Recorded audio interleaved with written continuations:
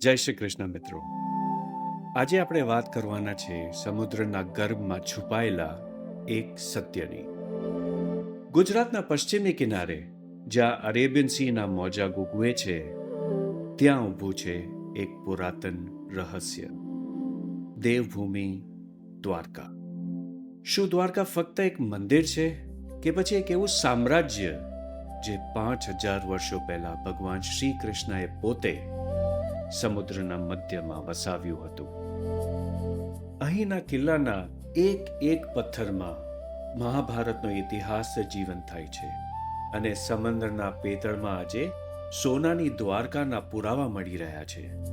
ગોમતીના ઘાટ પર થતી સાંજની આરતી અને મંદિરના શિખર પર લહેરાતી 52 ગજની ધજા તમને એક અલૌકિક શાંતિનો અનુભવ કરાવે છે. પણ દ્વારકા ફક્ત ભક્તિનું જ કેન્દ્ર નથી. અહીંના ખાટા મીઠા ઢોકળા, ગરમા ગરમ ફાફડા જલેબી અને સ્વાદિષ્ટ કાઠિયાવાડી થાળી તમારા મનને તૃપ્ત કરી દેશે. અહીંની સંસ્કૃતિમાં દ્વારિકાધીશના નામની ગૂંજ છે અને અહીંના લોકોના પ્રેમમાં શ્રી કૃષ્ણની ઝલક દેખાય છે. તો શું તમે તૈયાર છો આ પવિત્ર ધરતીના ઇતિહાસને જાણવા અને એની ગલીઓમાં હરાઈ જવા માટે? જય દ્વારિકાધીશ.